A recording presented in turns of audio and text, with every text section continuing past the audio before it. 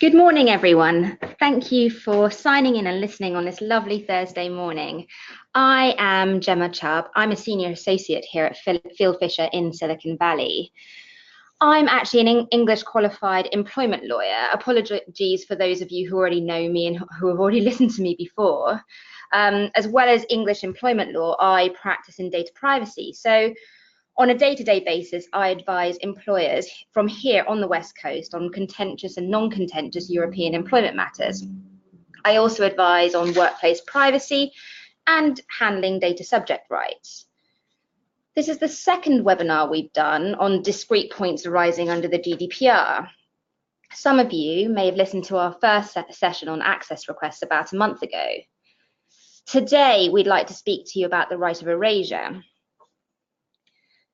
Now, there's been quite a lot of clamour about the right to be forgotten. And whilst the right isn't as established as the right of access, it did exist before the GDPR, just since the 13th of May 2014, to be precise, when the European Court of Justice in the Google Spain case decided that European citizens have the right to ask search engines to remove irrelevant links and outdated data. Article 17 of the GDPR builds on that right. It says that a data subject has the right to have their personal data erased by a controller. I'm going to look very briefly at the right itself.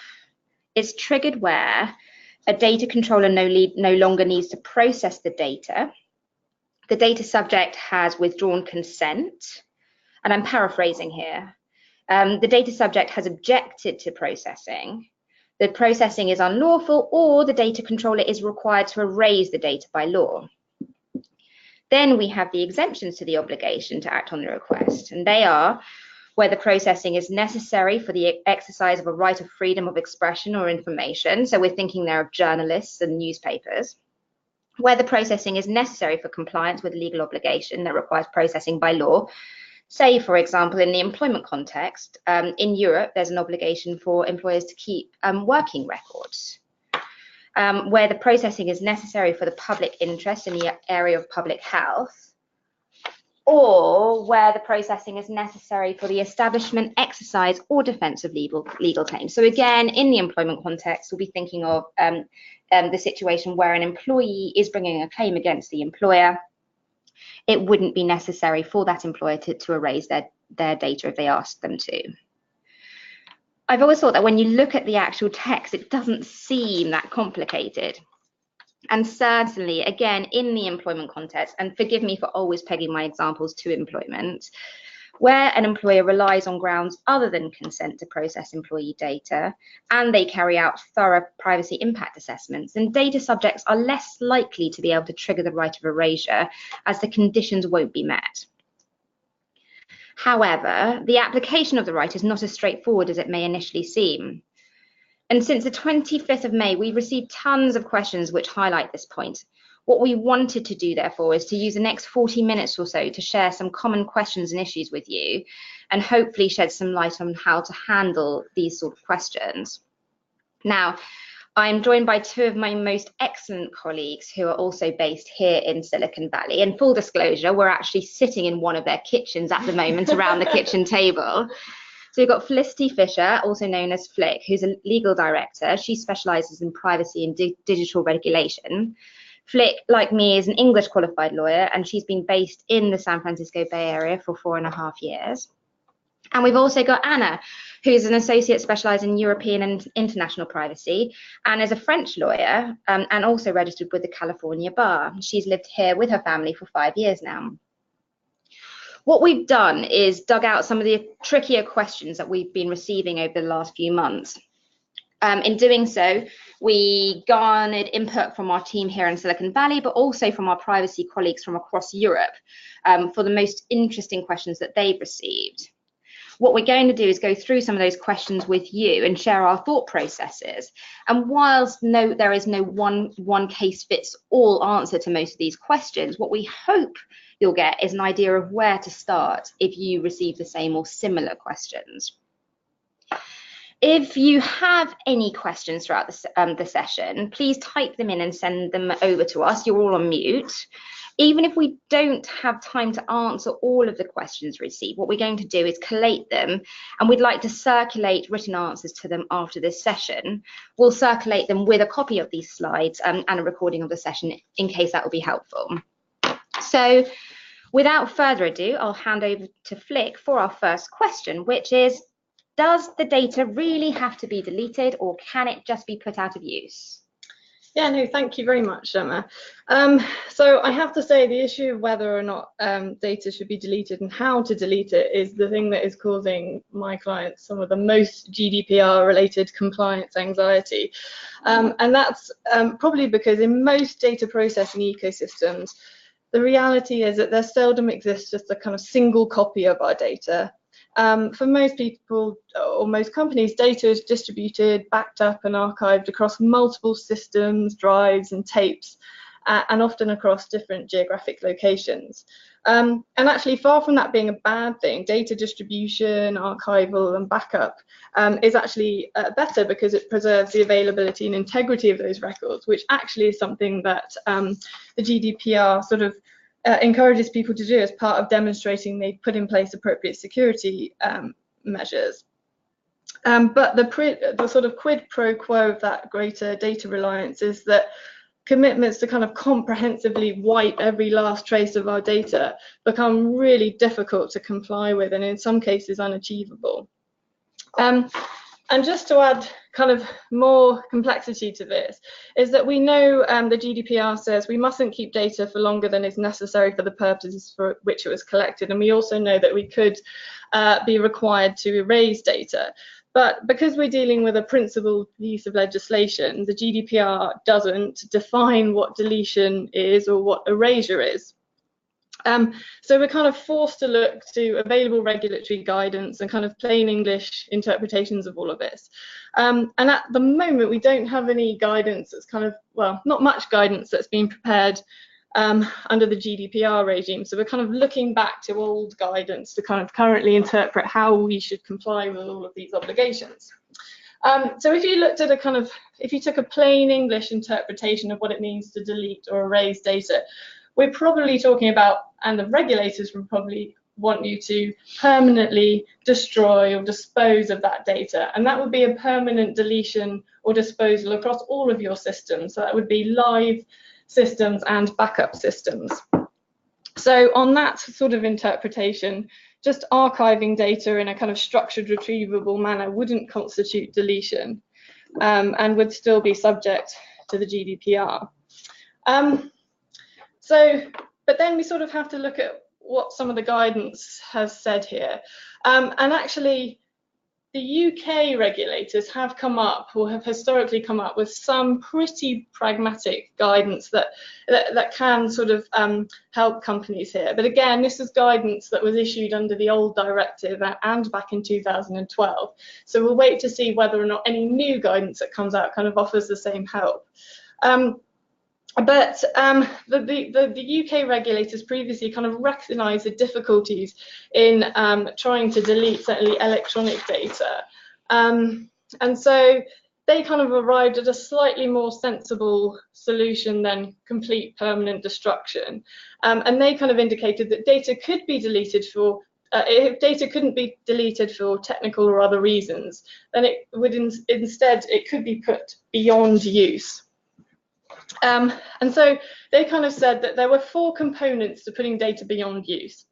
Basically, you need to ensure that an organisation will not and cannot use the personal data to inform any decision in respect of any individual, or in a manner that affects the underlying individuals in any way. So you can't use it to do any profiling or any processing that could impact the individual. You've also got to have strict access control, so it's not to be shared with anybody outside the organisation. And you've also got an ongoing obligation to continue to protect the personal data with appropriate security measures. And then you can't just sort of say you put it beyond use and then ignore it. You've got to commit at some point to delete the data if and when it becomes possible. So there's got to be a plan in place to at some point delete it. So it's basically giving you a kind of practical way to say, well, if we can't instantly completely delete it, then provided we put it beyond use and we can show that, you know, technically it was pretty difficult to achieve immediate deletion, then it may be possible to argue that putting it beyond use is the kind of sensible way of sort of addressing that deletion obligation until we can more permanently delete it, i.e. overwrite it at some point in the future. Now, that is the UK regulators' view, and actually I was looking on their website for any kind of updated guidance, and they have provided on their website, and this is more recent guidance, and they also say that if an erasure request or a deletion request from an individual can't be instantly fulfilled in respect of live systems, but that the data will remain within the backup environment for a certain period of time until it's overwritten. Again, that may be okay. You can put it beyond use, provided that you kind of meet those 4 conditions. So again, there's some recognition in the recent guidance from the UK regulators that it might be okay to put it beyond use in certain circumstances. But again, other regimes, you know, Germany probably being one, are likely to require more kind of permanent actual deletion unless there's no or kind of negligible risk of the files being recovered. So I think if we have to give you a kind of sensible general rule of thumb, it would be delete if you can, and if you can't, make sure it's stored securely and don't let anyone else use it. Thank you, Flick. So another question that we get quite often is, can I keep the data as long as I anonymize it, or can I just hash it? So under the GDPR, anonymization is not, anonymized data is not regarded as personal data. That means that truly anonymized data amounts deletion. So you don't, if you can truly anonymize the data that you have about an individual, then that's sufficient. You will have complied with the obligation to delete that data. The issue here is that the Working Party 29, which is the European regulators' guidance, has a very strict definition of anonymization. The standard is really high. The data that is anonymized is regarded as anonymized when we are not capable of singling any specific individual out. We cannot link that data to another data that will allow us to identify an individual. And that data cannot be used to deduce an individual's identity. So that's quite a very high standard to meet. And in practice, we haven't seen a lot of clients being able to meet that standard. The UK ICO, so the UK regulator, has a more practical approach, which is the motivated intruder test. So under that test, we look at a person who starts with no knowledge, no prior knowledge, but who wishes to identify the individual from whose personal data, the anonymized data, has been derived. So this intruder is reasonably competent, has access to many resources such as the internet, library, public documents, and would employ investigative additional knowledge of the identity of the data subject. So we'll be able to ask other people, advertise, so that people will come forward with any information that they will have. But that individual has no special skills or knowledge. So a good way to determine whether that data could be linked back to an individual is looking at social network, public search, public archives, and just making sure that there is no way we can link that data back to an individual. So that's anonymization. Hashing, on the other hand, is regarded as a pseudonymization technique, which means that we replace for instance, the name of that individual or any identifiers with a number. That's not sufficient, just because we can still link back to that individual using all the means that are likely to be used, or any reasonable means. So that's still regarded as personal data under the GDPR, just because pseudonymized data is regarded as personal data. So that falls within the scope of Article 17 and should be deleted. Yeah, and I would just add to that. So, you know, if you looked at the Article 29 Working Party guidance on anonymization techniques, you know, it's very clear that the regulators just don't believe anonymization is possible. So if you looked at that really strict interpretation, we would, you know, your heart would sink and think we can never anonymize data to that standard. And I would just say that that guidance is obviously not legally binding. And I think that it's more about, you know, if you can show that there is a really kind of negligible risk of the data being re-identified so that you could actually single out an individual. I think if you kind of, you know, tested the data set and are reasonably certain that it would be really very difficult to re-identify the individual using data, you know, both within your systems or that could be easily sourced from a third party or in combination with data from a, you know, a quick public search, then I think you've got a reasonably defensible position that the data has been anonymized. But I would say a lot of these questions are ones for data scientists and not lawyers. You really need to get those folks involved in testing the data sets to see whether or not you could stand behind a kind of commitment that the data has really been anonymized. It does make it interesting, therefore, doesn't it, that the ICO has adopted almost like an innocent bystander kind of average Joe blogs type test to anonymization, when actually the working party, the Article 29 working party guidance sets the bar so high, they don't quite seem to sit together neatly enough. The ICO's approach is much more practical, which is what can happen in reality, in practice. They are not, for instance, when they mention the motivated intruder test, they exclude a hacker. So it means that you should not take the position of a hacker trying to re-identify the individual, but really just a random individual with normal skills and normal knowledge. Yeah. So next question, again for Flick, is encryption and throwing away the key enough for deletion? Yeah, so very interesting question. So, and again, I'm not a technical person, but my understanding of encryption is that it alters the data by using a specific secret key. This is my layman attempt to describe encryption, which is defined in an algorithm, which basically renders the resulting data set unreadable. And the only way to kind of return it to a readable format is to rely on a corresponding key to effectively unlock the data. And so there are a couple of issues to consider. So first of all, I think it's worth considering just encryption alone, you know, satisfying deletion requirements and erasure requirements. And then, you know, the second part, if we threw away the key, does that impact our analysis? And again, if we were to kind of look to the really conservative Article 29, over the, you know, previous coalition of kind of regulators who came up with opinions on data protection law, if we looked at their sort of opinion, they regard just straightforward encryption as a pseudonymization technique. So again, pseudonymized data, as Anna was kind of neatly saying, is still regarded as personal data. So if we, you know, and given their sort of high threshold for anonymization, I think straightforward encryption, we would have quite an uphill struggle arguing that that was enough to delete the data, given that the key is still in the hands of somebody, and so there's a theoretical possibility that somebody could, you know, unlock the data at some point. But I do think that there is more scope to argue that the data has effectively been fully anonymized if you were to completely destroy the key. And again, we need to think through and kind of test that data set and remember that the definition of personal data is extremely wide.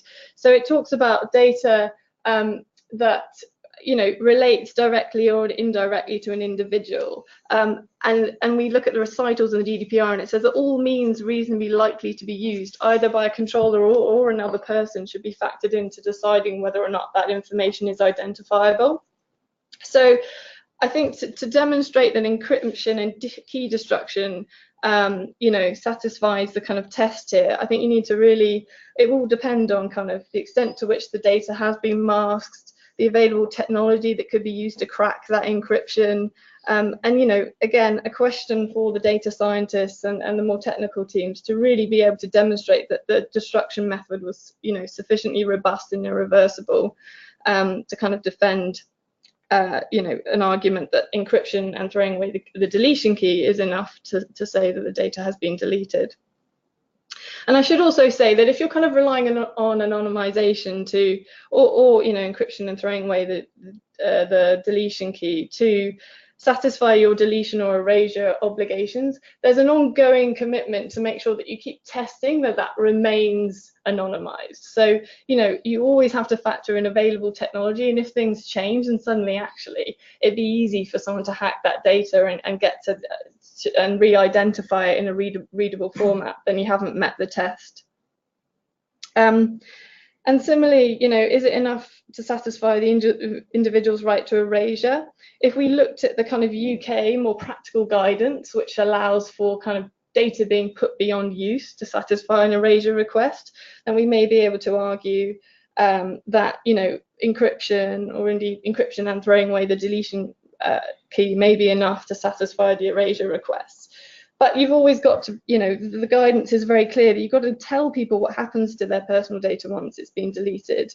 If you've put it beyond use, then that's something we may need to articulate to the individual when we're responding to the request.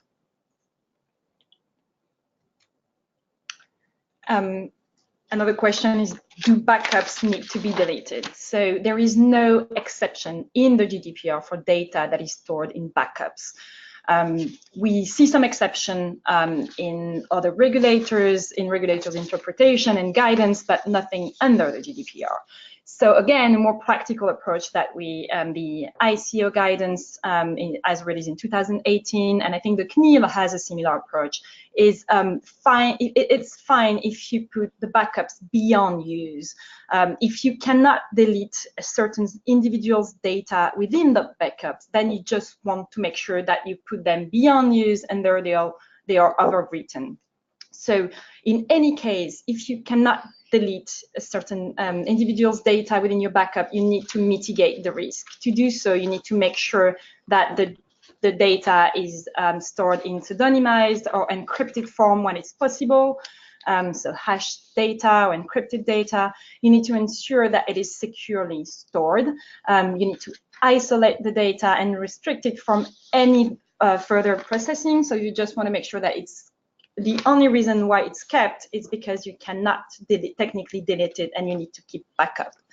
But if you should keep a record of any deletion request that you received, just in case if the data is restored accidentally, you need to make sure that you will be able to delete that data related to the individual making the request. And of course, you need to be able to delete the data as soon as it is technically feasible. So you should have a plan for deletion. So I think what's interesting here is that you should take what a regulator's approach will be if you were to tell them that you've kept some data in backups. So if you can justify that, if you can explain that technically, if you delete that individual's data, you're going to have to delete all the backups, and that because you are required under the GDPR and many privacy laws to keep trace of the data so that it remains accessible and you can restore that data, then you need to keep that backups. I think that's completely understandable. But again, you should be transparent about it. So you need to be transparent if you receive a request from an individual, and if you cannot delete that data, you need to keep it in backup, and you need to make sure that it is actually just used in backup and not accessed by your marketing team or any other team. Yeah, and I think the important thing as well is if you're going to keep it in backup, ensure that that's that backup is kept separate from the general restore files, and that it's internally marked. So if accidentally the data is restored, then there's a marker on the data showing that it was actually not data that should be used within the live system. The other point I would just raise here is that as a controller, you have the ability to kind of determine your deletion strategy. So you've decided that you've got a reasonably defensible argument that the data is, some data needs to be kept in backups due to the technical difficulties of deleting all of it. And you can kind of build a good story, and demonstrating some of these steps that Anna's just described really help you build that story.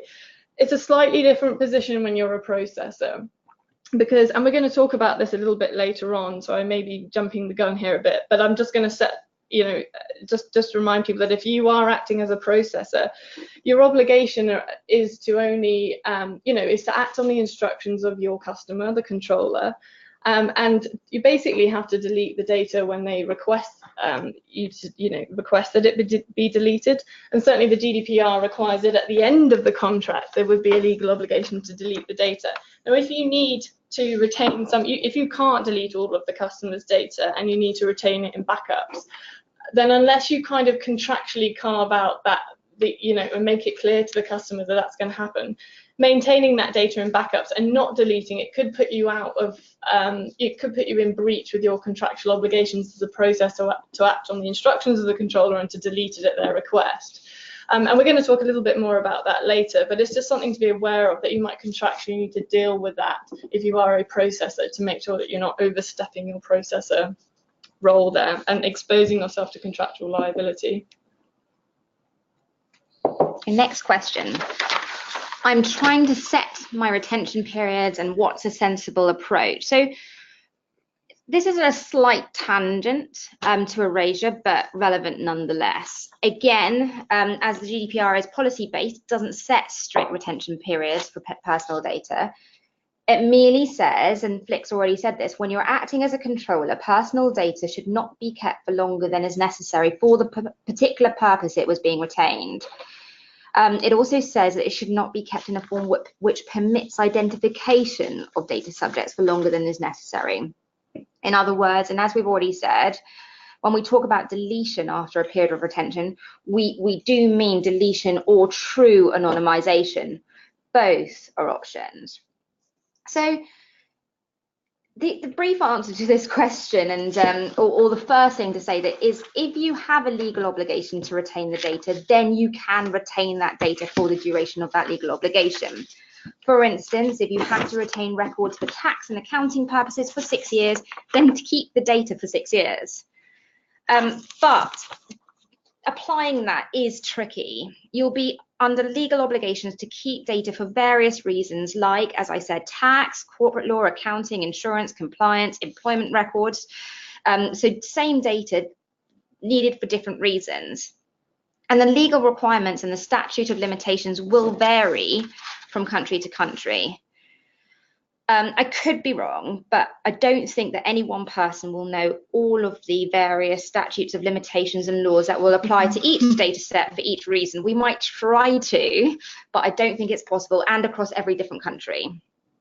What you'd have to do if you wanted to apply a completely accurate and robust retention policy, adopting that very specific approach, is to seek specialist advice in every single field. That will be time consuming and, most importantly, very, very, very expensive. So from a practical perspective, we typically advise clients that having some sort of time period is better than having none at all. If you want to take a pan-European or a global approach, and that's something that many of our clients do, and you're prepared to take some sort of calculated risk, you could set a maximum limit beyond which no data should be retained. And then you can try to approach your different business heads and say, and explore with them whether they have any need to retain data beyond that, that maximum limit. So applying that, a sensible approach might be to think about which EU territory you have the greatest presence in, and use the various statutes of limitations in each case as a starting point. Just to be practical again, like think about in the UK, employment claims have to be heard in a tribunal, and in an employment tribunal, and the claims normally have to be brought within 3 months of the action in question. Now, I wouldn't recommend that any client deletes employment data within 3 months of, for instance, someone leaving. However, and the main reason for that rather is that with high court claims, people have 6 years to bring a claim. So taking that as an example, you could then say use something like 6 or 7 years as your overall pan-European approach to retaining data. You could then speak to each business function and ask them to work out whether they have any need to retain data beyond that maximum limit. And when you ask them, explain to them that you want them to provide justifications, if necessary, about why the limit is not long enough. It's not enough for them to say that they just want to keep the data for longer. They have to be able to justify their need to keep the data longer, and also show that they're taking the individual's expectation of privacy into account. So to expand on this a little further, what you're aiming to do is to get any business head who thinks that they need to retain data to show exactly why, and ideally with statistics. You want them to show that they need to demonstrate the data, and that actually that the data is need to be retained in anonymized form. That is, that the desired result could not be achieved by using aggregated or anonymized data. I'm thinking of one particular instance with a particular client who had pushback from one of their departments, where they wanted to keep data for much more extended periods of time. We asked them to provide some sort of statistical evidence about why the data needed to be retained.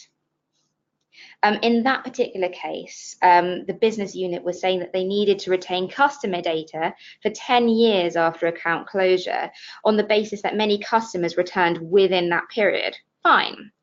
But actually, when we looked at the statistics, the great majority of the customers who did returned within the first 3 to 4 years. So after that, the return rate dropped off significantly. That fact alone and those statistics helped compliance within that particular client to argue that the shorter retention period would, after all, suffice. Moving on to the next question. How do we reconcile the obligation to delete personal data with retention obligations? So I've touched on this already, and it takes us back to one of the exemptions to the right of erasure. Article 17.3 says that the right of erasure won't apply if the processing is necessary for compliance with a legal obligation which requires processing by union or member state law to which the controller is subject.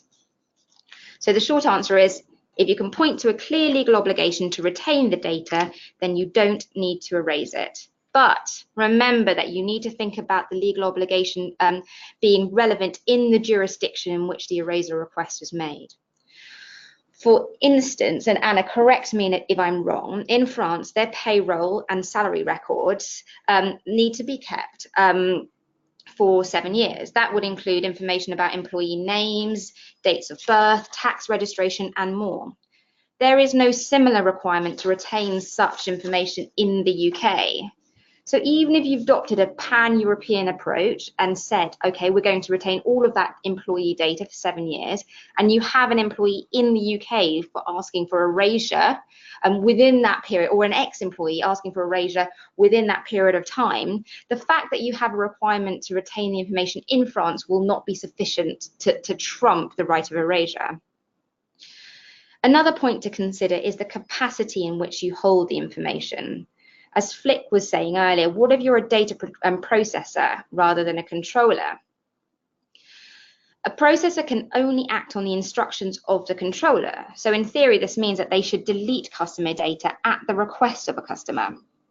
However, some processors will want to carve out certain rights to retain data, for instance, for their backups because they can't easily delete data quickly, or to comply with their own legal obligations, or to defend against legal claims, etc. If a customer later decides to bring a claim, they need to be able to defend themselves. In the most cases, pure customer data in that scenario won't be relevant, but there may be certain logs and support files that are important to retain. It's tricky, isn't it, Flip? Because most processors will almost always be a controller of certain customer data for, say, CRM, billing purposes, and in relation to other retention for audit or defense of claim purposes.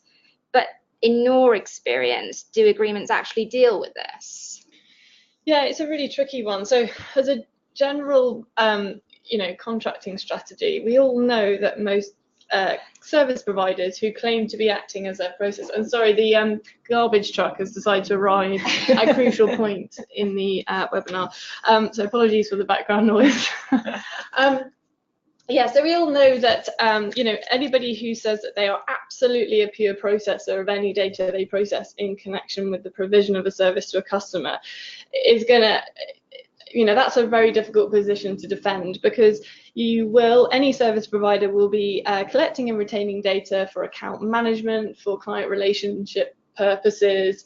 They may also, particularly for SaaS services, be scraping a whole load of usage and performance data around how individuals are interacting with the service so they can make product improvements. There may also be support log data that they're collecting, and they sort of spot support issues across their customer base. So there's going to be a whole load of data which actually, if they were being honest about it, they're going to be a controller of. But we all know that, trying to negotiate, controller to controller terms within generally a processor deal is an uphill struggle. So lots of people kind of tactfully sort of say, well, we're just not going to deal with the controller aspects, and we're going to rely on things like, well, the contract only covers personal data to the extent we are a processor, so we'll just rely on that to be kind of silent about our controller use cases. The problem is that there's sometimes overlap between the data for which we're a processor and the data for which we're a controller. So we've now committed to delete the data from our systems, but actually we need to retain it for the reasons Gemma said. So that you can kind of, without having to fully, deal with the controller to controller aspects, you can sort of try and navigate it by effectively getting instructions to retain the data for those use cases. It's not perfect. We know you're still a controller, in fact, but at least those use cases don't end up causing you to, breach the customer agreement, because now you've got clear instructions from the customer, enabling you to keep it for those purposes. But it's a bit of that's a potential deal friction point, because you end up having to commit to, keep it isolated from further use, effectively put it beyond use. In the case of backup, certainly. So 2 hopefully quick questions on that, Flick, is firstly, how would that play out, do you think, in a scenario if the processor is having a dispute, a legal dispute with the controller? Would they then have to say, oh, by the way, we need to retain some of this data because you're suing us? And I guess my other question relates to the notice provisions to the data subjects. Do you think that processors are doing enough in their privacy notices to explain to average Joe blogs that they may be retaining some data as a controller? Oh, where's that garbage truck when you need a hard question at the end? So I think that certainly everybody that was kind of diligently going through their GDPR processes and who had historically just been a processor took a deeper dive into their processing activities, and so they've become far more aware of certain data processing for which they're a controller, and certainly lots of my clients who kind of acknowledge certain controller aspects of their service provision started to do things like create end user facing notices on their websites and to trying to deal with some of those transparency issues. But it's a sort of an issue where people take a bit of I'd say a lot of people take a bit of a risk on addressing those controller aspects of their general service provision. I don't see many people getting that piece perfectly right. So next question is, if I action an erasure request, what record should I keep that the data has been erased, if any? And if I keep a record, how long should I keep it for? So under the GDPR, there is no requirement to keep a record of the request and the action that you've been taking upon such requests. But because you need to demonstrate that you are compliant, you need to demonstrate your compliance with the GDPR and with the request that you receive, we advise our clients to keep records of any deletion request or any access request or any request from a data subject. You should keep a record of when the request was received, what communication you had. So did you respond immediately? What did you do? When did you act? And when the data was deleted. And you also need to keep records of any opt-out or unsubscribe requests that you've been receiving. So any request to stop marketing communication, you need to keep that record. So what happened most of the time is that you have an individual that is asking you to delete all the information that you have about them, but you realize that you have them in your unsubscribe list. So in that case, we have many clients asking us what they should do. Should they keep the name in the unsubscribe list, or should they delete the name? So I think here, if you take a reasonable approach, you should simply keep the name in the unsubscribe list. You may want to let the individual know that you're keeping some of their data within your record, just to ensure that you're not going to send them any marketing communication in accordance with their preferences. So how long should you keep these records? I think that in practice, you should not need to keep these records for longer than the applicable statutory limitation period. So as Gemma explained, I think because these statutory limitation periods are different in each country, it will really depend on your retention period decision. So how do you want to approach that? Do you want to do country by country or globally in Europe? So there is no clear specific answers here, but I don't think that you should keep it for longer than the applicable statutory limitation period. And of course, another thing to remember, if you keep records of deletion requests that you receive, you want to make sure that these records are isolated. So they cannot be accessed by anyone. They cannot be used for any other purpose than demonstrating compliance with the request.